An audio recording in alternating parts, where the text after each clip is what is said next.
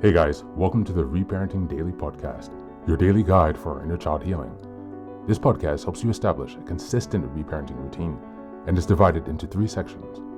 The first is a daily reading, the second is a discussion of that reading followed by suggested journal prompts, and the last section is a peaceful meditation for closing.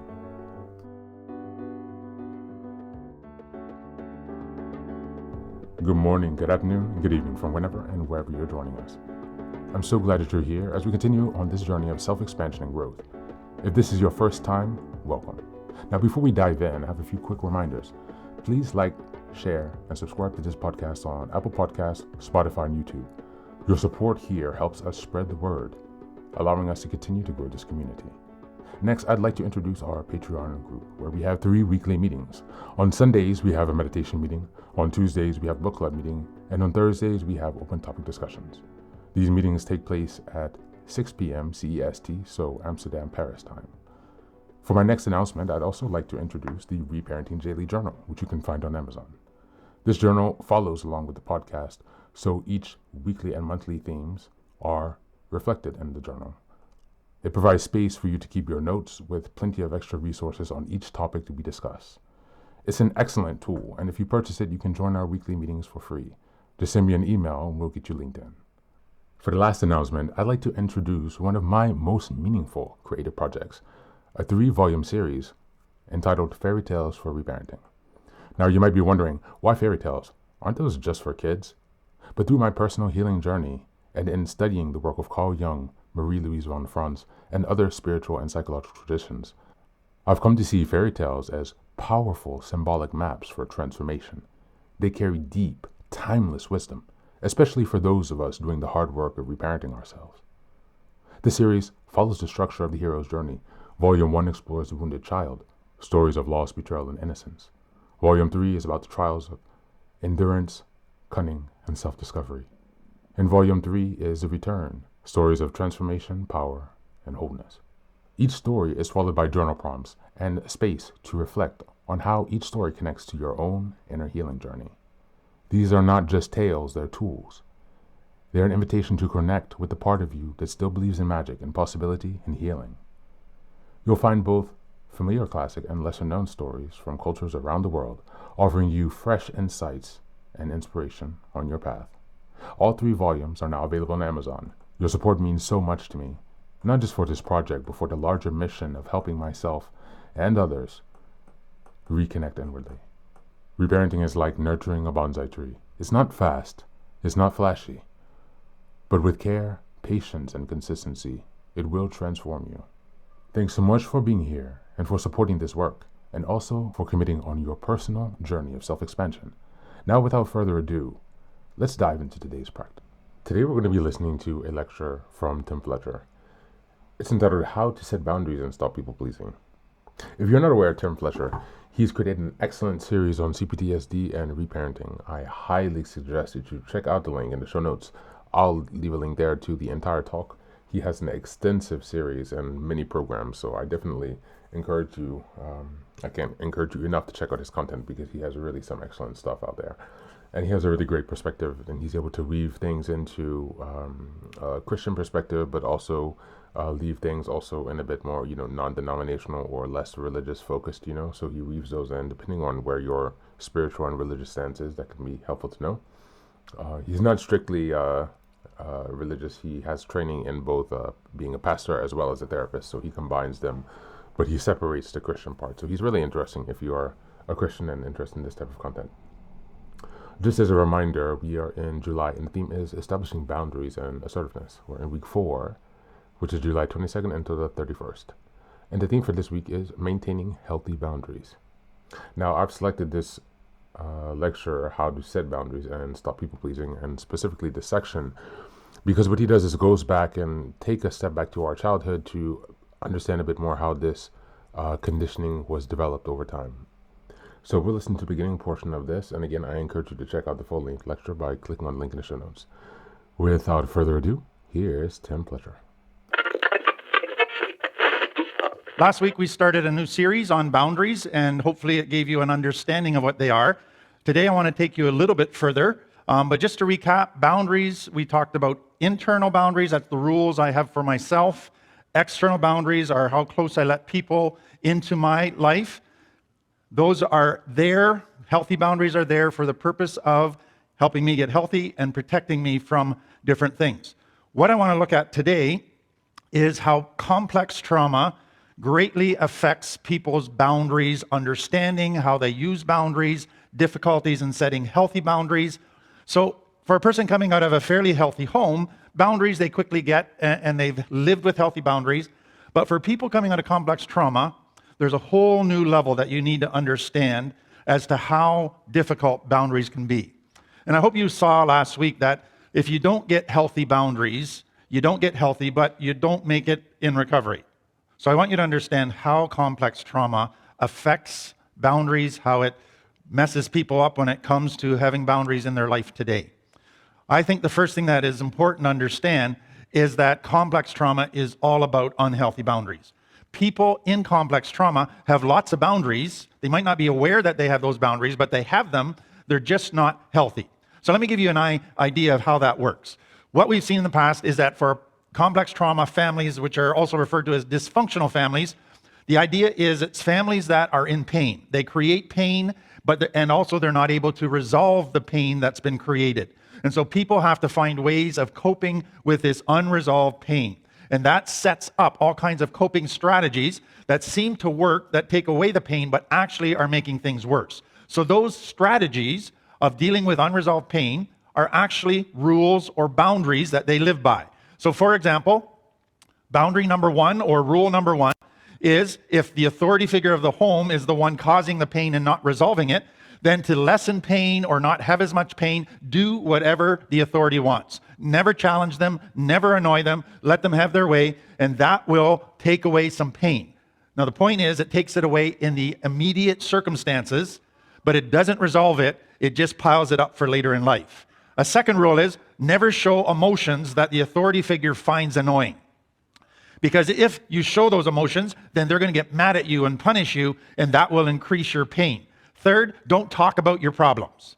Don't talk about your needs. Don't talk about what's wrong with the family and the issues that the family needs to face. Because if you do, you're going to get punished and hurt. So that's just three very simple, basic boundaries that exist within a complex trauma family.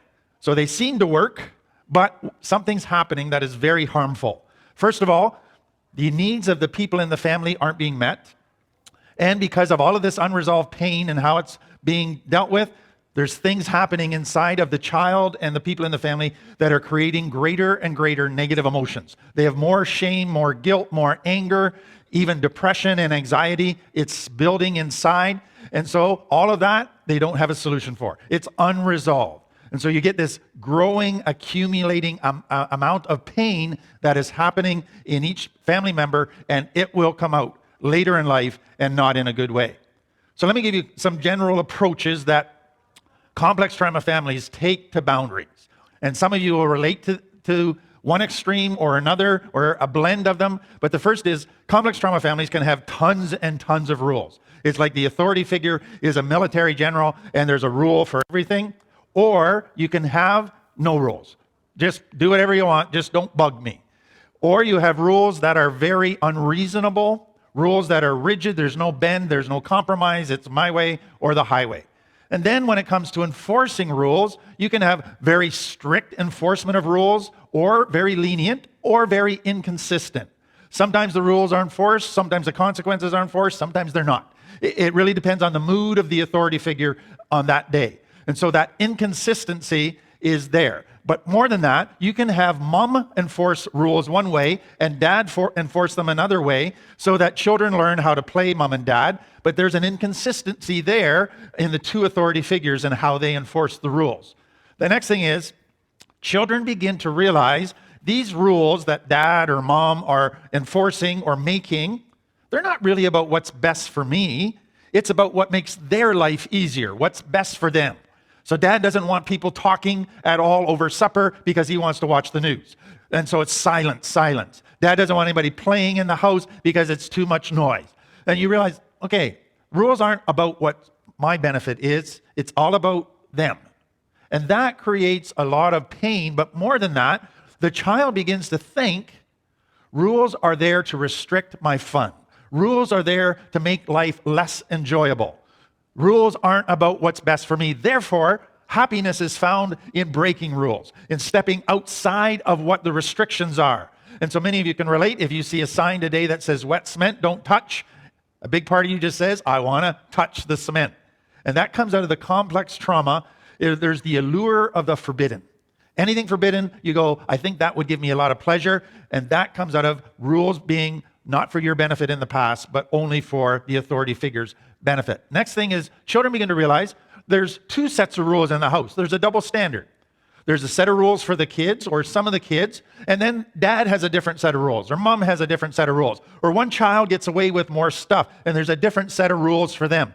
And so you begin to live with rules that are different for everybody, and that can cause a lot of pain, but a lot of anger as well. Next one, how the rules were enforced. So violation of rules or violation of boundaries needs to have built-in consequences. That's the design. So that when a child steps into telling a lie or in doing stuff that's hurtful to others, there needs to be a consequence so they learn quickly that that behavior is not healthy and it will ruin you and your relationships if you don't change that. So the pain of the consequences is to be appropriate to the crime, and then it's to motivate the child to live a healthy life. So it's to be fair, it's to be what's best for the child. It's always around a moral issue that is violated, that there's a negative consequence. Within complex trauma families, it's not always like that. In fact, it's seldom like that in some families. So what they find is fear is the way to motivate the children to live inside mom and dad's rules, what mom and dad want. So if a child comes home and they've been drinking for the first time, mom and dad might use fear, and instead of saying, you're playing with fire or what's going on with you, is this just an innocent experimental thing, and explore it, they go, oh, you're going to end up an addict. I'm going to take you downtown and I'm going to let you see people living on the street as a rubby so that you see where you're headed. And it's over the top, an exaggerated horror show trying to scare them straight. The problem with that is it might work for a little while, but over time, the children begin to realize that this is just an exaggerated horror show, and it actually begins to turn them off. The next thing that some families do to try and motivate their children to live by the rules is if they step outside of the rules, they get shamed, they get put down, they get made fun of, they get called names, they get told they're a failure, a loser, they'll never amount to anything. And parents hope that the pain of the shame will make them want to change their behavior. Initially, that might work. But over time, if they continue to get shamed, even when they're trying to change, they will eventually not do it anymore. It will no longer work for them. Some parents, when a child does something wrong in their mind, they subject the child to a long rant. And they can go on for 15 minutes, 20 minutes, a half hour, an hour, preaching a sermon to the child on why they shouldn't do what they're doing, how it's making the family look bad, and all kinds of different things that the child is subjected to. It's really not about what's best for the child. It's the parent venting their behavior, badgering the child, trying to manipulate them to change, but the child begins to tune them out. And after a while, as soon as mom or dad start their rant, their eyes glaze over, and it just hardens their heart even more, creates a rebellion and a defiance that goes deeper and deeper each time. Some families, the punishment doesn't fit the crime. So a kid is 5 minutes late on a curfew for the very first time, and they get grounded for a month. Or the punishment goes on and on and on. So the design of a healthy consequence is a punishment that is designed to be fair and bring the child back in, and once it's resolved, everything is restored. In complex trauma and unhealthy families, the parent might want to punish you until the parent feels you've learned your lesson. So they might give you the silent treatment. They might withhold love from you because in their mind, you deserve it. And they're going to make you stay in that doghouse for quite a while. And it does not fit the crime. It isn't concerned with what's best for the child. So those are some of the things that complex trauma families do. Another characteristic of complex trauma families when it comes to boundaries is a lot of boundaries are set when the parent is angry. So they're reactive rules. So a child or the family has a great big fight and there's all kinds of fighting amongst the siblings, etc. And so dad is angry and he might say, okay, from now on, we're going to have supper together every night. In his mind, the reason the family's fighting is because they're not eating supper together. And so now the rule, everybody has to be here every night. Or a child is late, like I just said, and they get grounded for a month. Again, what I've seen over the years with that kind of reactive rule setting or boundary setting is it might be enforced for a week or so, but then it just gradually drifts back to the way it was. It wasn't a thought out boundary. It wasn't something that was carefully weighed out as to whether it was fair, whether they could continue to enforce it over time. It was just a reaction. And what can happen with children who have lots of that kind of stuff is after a while, when a reactive boundary is set, they go, oh, well, in a couple of weeks, it'll just be back, so it's not a big deal, and it means nothing to them. Another thing that can happen is no doesn't mean no. So saying no to somebody is setting a boundary. But what can happen in a complex trauma family is a child can put a sign on their door and saying, this is my room, please keep out. This is my journal, my diary, please don't read it. And to the parents, they don't respect that. They just barge in whenever they want. They never ask permission. They step over the child's no. So a no doesn't mean no. And that for many people can really do a lot of damage because the child realizes that they are not respected and they realize that they are never allowed to set boundaries with their parents. And if they try to set a boundary with a parent, they're made to feel guilty that they've done something wrong. So the unspoken rule of those families is you can set boundaries with everybody else, but never with your parents. So that does a lot of damage. So let me give you another example where I kind of take your past and put it into your parenting today. It is very important for parents today, when you say no to a child and you set a boundary, that you mean it. So if you say to a child that you have to put your shoes in the closet, and to you that's important, or you have to treat your sister better and you can't be punching her all the time, and that to you is a very important moral thing, which it should be, and you say no more, and if you do it, here's the consequence. So now the thing is, what will happen the next time the child does that? Will your no mean no? What I have seen happen in many families is the parents would say to a kid wrestling with his sister and punching her and she's crying, they would say, I told you not to do it, and the child keeps doing it. And then they raise their voice. I said, don't do it. The child keeps doing it. And then they say, I'm going to count to 10, and the child keeps doing it, and the child doesn't stop at 1 or 2 or 3. They know that when mom or dad gets to 9, they're going to go 9 1/4, 9 1/2, 9 3/4, and then the child stops. So what you're training your child to do in those instances is that your no doesn't mean no. And they figure out when you finally mean no. And that sets up some very unhealthy dynamics that could cause a lot of danger in that child's life. If they were in a big thing and big dangerous situation and you said, no, don't do that, and your no never didn't mean no to them, they could go ahead and do it and get hurt badly.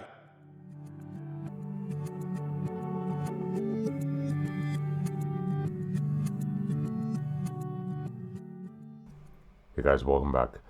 This is a really great lecture by Tim Fletcher. I mean, to be honest with you, I love every single talk he has, because every time I listen to, even again, a second time or a third or fourth, it's like I'm touching a different level of understanding, especially as that spread over time, because this process takes years. And so, as I'm coming back and recycling and peeling the onion a bit deeper, I'm touching things and having a new perspective every time. And that is so important, because you have to, ensure that you're not remaining stagnant.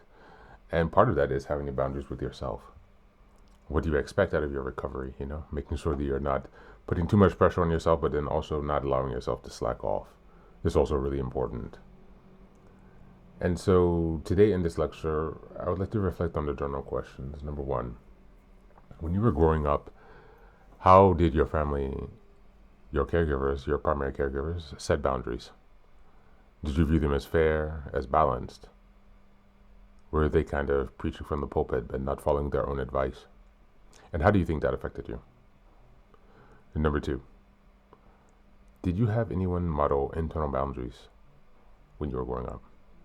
If so, how did they do that? Who was it? How effective were they in managing that? And lastly, what is your most challenging boundary that you need to hold with yourself. Because I think a lot of the times we start to think about the boundaries that we hold with others, but to be honest, the most important boundary that we're going to have is with ourselves at first. Because if you cannot master yourself, you cannot master your universe and your world. And so that's really one of the most important places to begin. Even though we're wrapping up this month, to ensure we haven't skipped anything, it's important to make sure that we have understanding that setting your internal boundaries are just as even more important, actually, than the external boundaries, at least in the beginning. And so, as always, thanks for being here. Take care of yourself, and please do be well.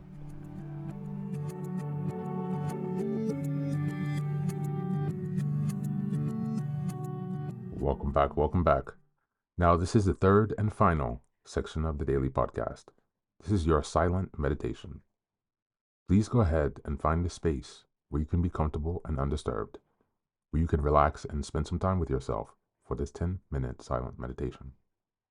You can choose to be sitting, standing, lying down, or in whatever position makes you comfortable today.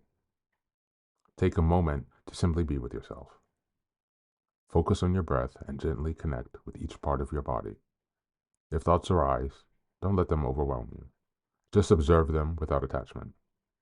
Imagine them as leaves drifting down atop a river, passing by without needing your engagement. Stay present, grounded, and open to this moment, no matter what time you are listening and practicing this meditation. Namaste.